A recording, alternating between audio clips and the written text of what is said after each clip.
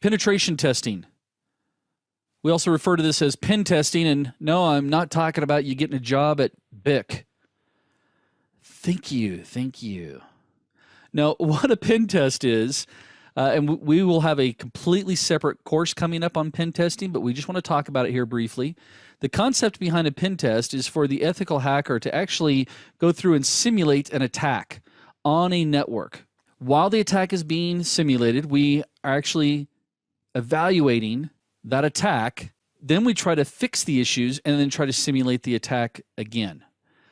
Now, the question usually comes up of why do we do pen tests? Well, we do them to help identify different threats that the network may be susceptible to. We also want to reduce our return on security investment. We also need some way of gauging our efficiency.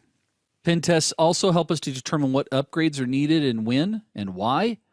Helps us to test our controls that we have in place, as well as maintaining a standard for our security. I love pen testing because the fact that it helps to reassure that things I've done are protecting the company, and I have some evidence to prove that. It helps us when it comes to best practices, which could include how we deploy our servers, our network devices, as well as help us with any type of in-house development that's taking place, any in-house applications.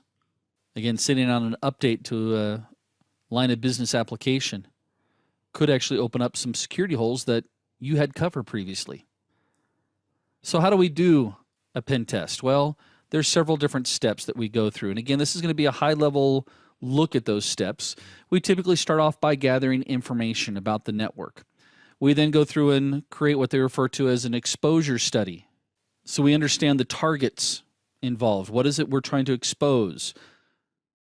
We then look at physical security, as well as SQL injection, possible attacks, web application attacks, source code attacks, especially any open source stuff that's there, folks.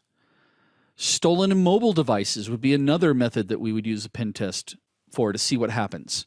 Social engineering, man, we have a whole course coming up on social engineering. It's so important because it is one of the easiest things for an attacker to do without exposing himself. Me just having a conversation with one of your employees, either in person or via email or on Facebook, whatever, you'd be surprised what people will actually expose.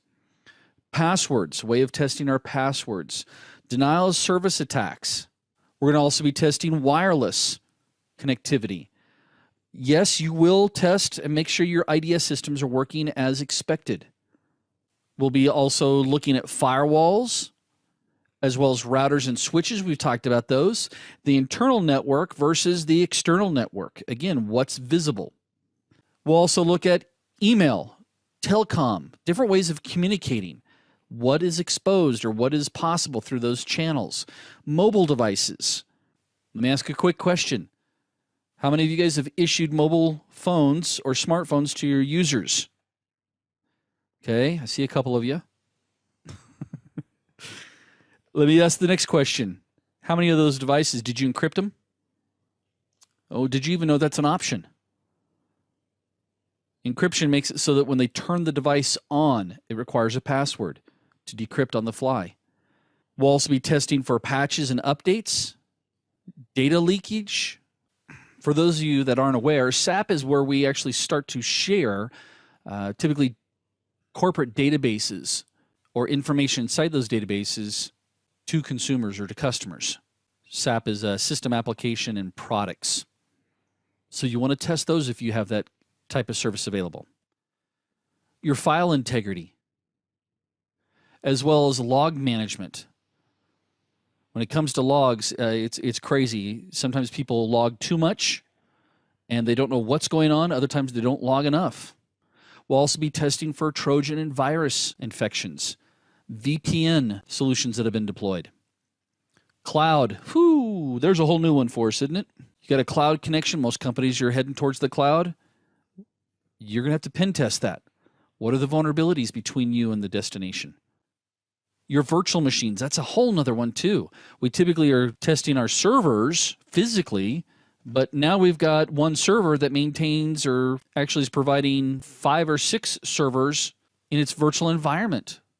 That just added to my load. War dialing. Got any modems still out there? And believe it or not, there are companies that do. VoIP.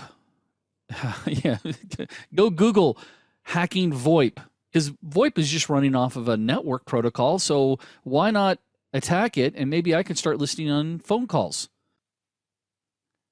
Cameras. Yeah, cameras are connected.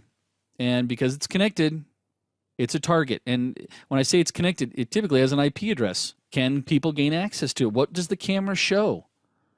What databases are out there that an attacker might gain access to?